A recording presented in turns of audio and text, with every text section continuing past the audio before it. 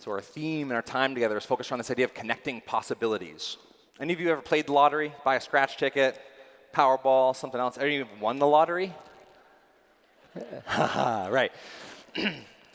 So let me get really crystal clear about my intention for this time. My intention during our time together is to help you win the lottery, the conversational lottery, right? What makes a lottery ticket addicting is possibility, right? I had an aunt and an uncle that picked me up one time when I was about 7 years old, and the back seat was filled with hundreds of scratch tickets.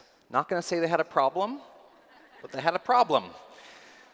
It was that idea that the next scratch or the next pull or the next number could be the big one, right? I think conversation is actually a bit like that. When you meet people, there's a chance that you'll have a nice chat, ask where you're from, find out you don't live anywhere near them, then figure something else to do, right? And there's also a chance that while you're here, you're going to meet somebody who's solved the problem that's been driving you insane, right? So there's the magnitude. You can win $20 in the lottery, or you can win $100 million, right? You could meet a mentor that's going to help take you to the next level. You could, if you're nearing retirement, you could meet your successor in this place. You could have a conversation that's like, oh, that's interesting. And you could have a conversation that changes your perspective so much that you can't see the world in the same way. So what I'd like to do is a little experiment in what happens when we crank up our chances of winning the lottery. And so in a moment, I'm going to invite you to grab your lottery ticket.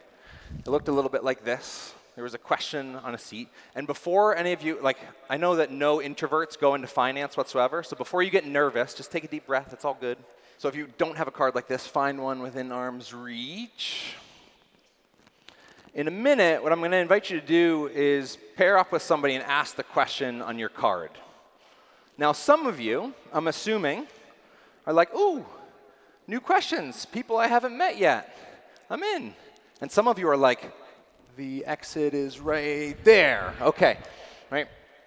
So before you finish rolling your eyes, let me frame up how this is going to happen. We're going to play a little bit of the conversational lottery. And some of you, in the next handful of minutes, are actually going to win really big. There's a percentage of you, and I don't know what percentage, but there's a percentage of you that are going to have an amazing conversation that will make your entire trip to San Diego worthwhile.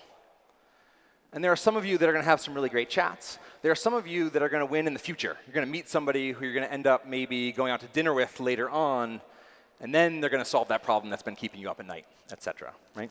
So here's how it's going to work. In a moment, I'm going to invite you to stand up, pair up with somebody who you haven't met yet, and ask the question on your card. Now, you can see by the question on my card, these are not the typical questions that you ask when you meet someone for the first time, not by a long shot.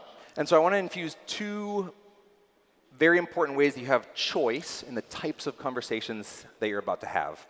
So the first way, this deck is called a deck that I created called We Connect cards, and the cards are color-coded. So those of you who have a green card, those questions tend to be fun and light. Blue cards tend to be a little bit deeper. They're the kind of questions you don't really roll up to a bus stop and sit down next to someone and ask them, what is life teaching you right now? But some of you might have this question, which means some of you might get asked this question. And then purple questions, to give a little love to the introverts in the room. Purple questions encourage some level of self-reflection. So they're the kind of questions that when you're asked, you might not have an immediate answer for, because you may never have been asked that question. And so that's just invitation and permission to think as long as you need before you answer a question. All right? So the first way that you have choice is, in a moment when I invite you to stand up and pair up with somebody, toss your hand in the air and pair up with somebody, if you see somebody walking toward you with a blue card, and you're not in a blue card kind of mood, you can just duck and cover. It's true, but it's a little bit playful. The second way that you have choice, I think, cuts way deeper to our humanity. And it's one of my absolute favorite features of questions. It's one of the reasons I think questions are one of the most underutilized but most powerful tools to build relationships of trust in a very quick period of time. And that is, every single question, when you are asked that question, you have 100% choice and autonomy in how you answer that question. So if you paired up with me and said, Chad, what is life teaching you right now? I could say, for me, moving around on stage, it's warm enough in here, I could probably ditch the suit jacket. And that'd be true. You could also pair up with me and ask, Chad, what is life teaching you right now? And I could tell you that the co-author of Ask Powerful Questions and my co-founder and partner in crime passed away back in November after a fight with cancer. And so life is teaching me to be really freaking present, because each moment is very fleeting. Same question, two very different levels of responses. So you get 100% choice on autonomy and how you answer any given question. And so if you're like, you can choose the easier path, right? My invitation is just to choose something that's true for you.